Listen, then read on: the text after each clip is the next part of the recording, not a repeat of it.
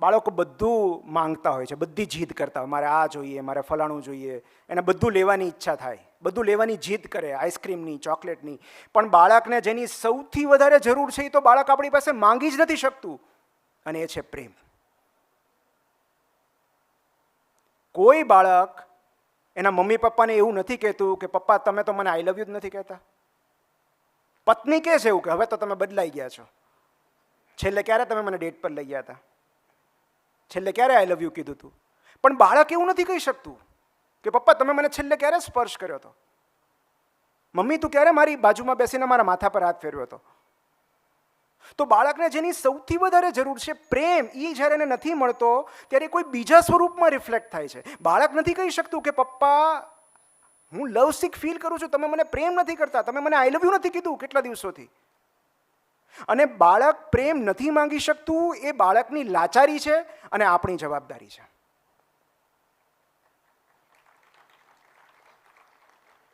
જેટલી શિદ્દતથી, જેટલી નિષ્ઠાથી આપણે ગર્લફ્રેન્ડ કે બોયફ્રેન્ડને આઈ લવ યુ કહેતા હોઈએ, એટલી જ પ્રામાણિકતાથી આપણે આપણા બાળકને દિવસમાં એકવાર એટલીસ્ટ આઈ લવ યુ કહેવું જોઈએ.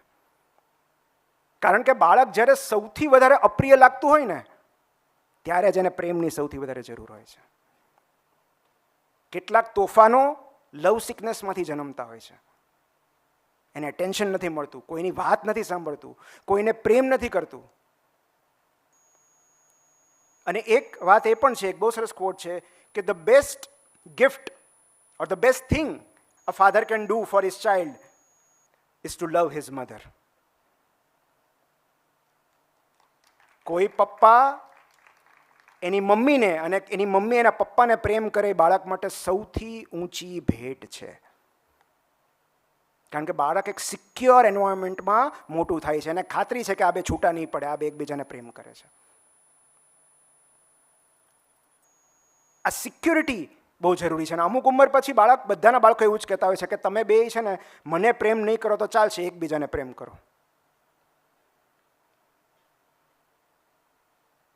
તો આ લવ, આ પહેલું પરિબળ છે.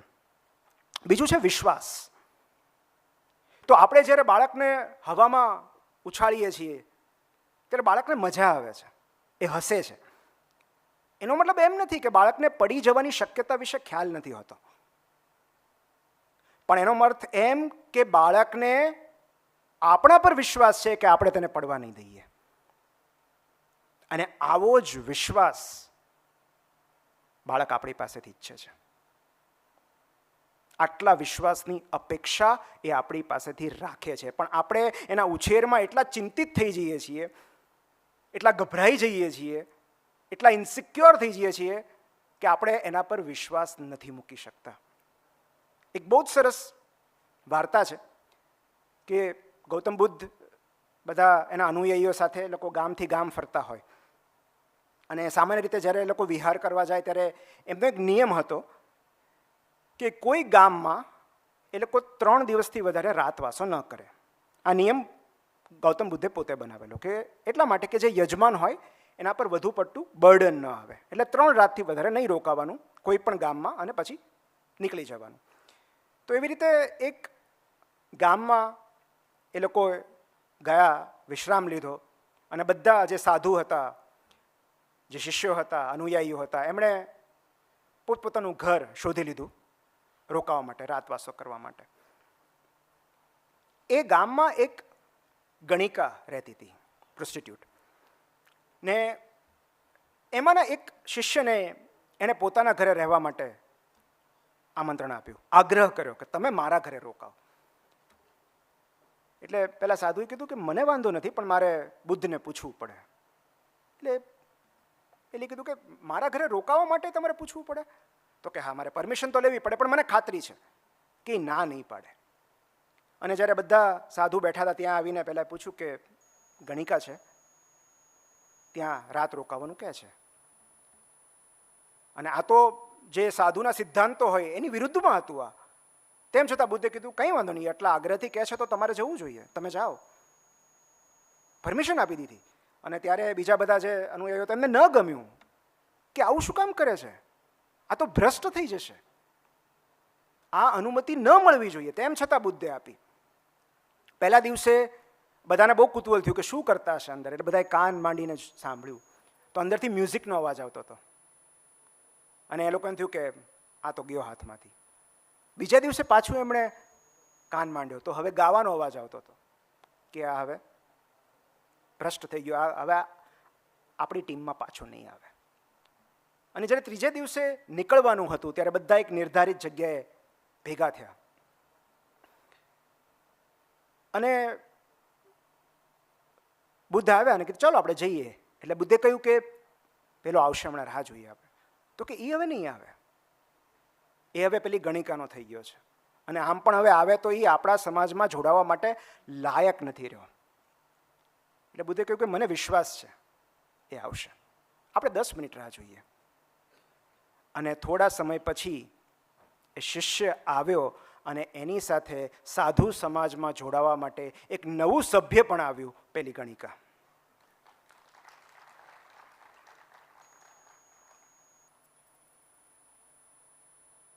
વિશ્વાસ છે ને એ બહુ ટ્રિકી વસ્તુ છે અને કોઈ માણસ વિશ્વાસપાત્ર છે કે નહીં એનો ભરોસો કરવાનો એક જ રસ્તો છે, એના પર વિશ્વાસ મૂકી જવો. કારણ કે કદાચ આપણને એમ હોય કે બાળક આપણો વિશ્વાસ તોડશે, તેમ છતાં એના પર વિશ્વાસ મૂકો.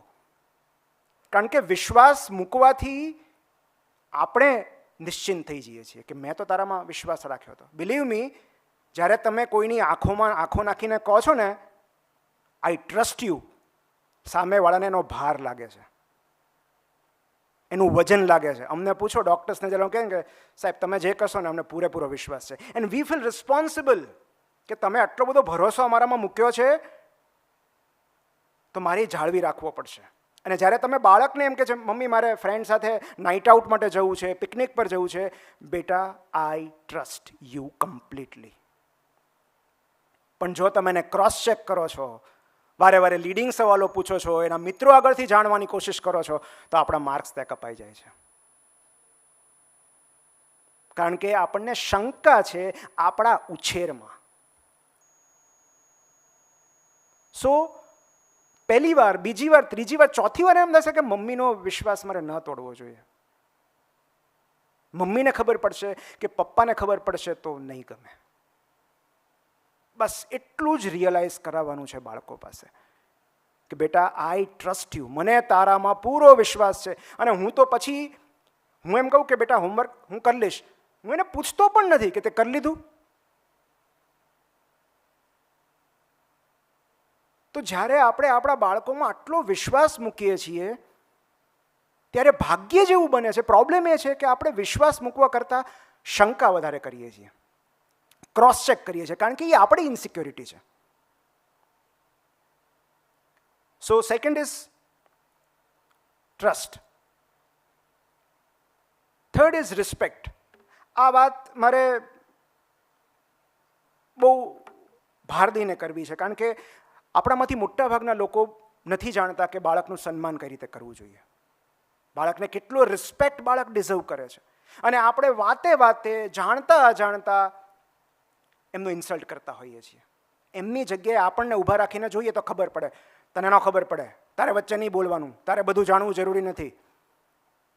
આ એમને ઇન્સલ્ટિંગ લાગે છે. તું આ ગોયો જા, તારે શું કામ પૂછવાનું.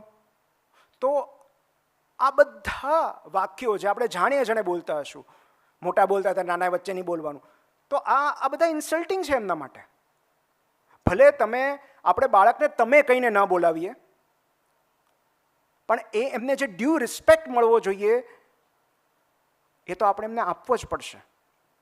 એક 2-3 નાની નાની વાત કે બાળક કેટલો રિસ્પેક્ટ ડિઝર્વ કરે છે. કે એકવાર એક સંગીત મહોત્સવ ચાલી રહ્યો હતો અને પહેલાં જે ઇન્સ્ટ્રુમેન્ટલ મ્યુઝિક વાગતું હતું ને આગળી હરોળમાં એક માતા એના નાના એવા બાળકને, દીકરી હશે ખોળામાં લઈને બેઠી હતી અને ઇન્સ્ટ્રુમેન્ટલ મ્યુઝિક વાગ્યું એટલે પેલી દીકરીએ જોર જોરથી રડવાનું શરૂ કર્યું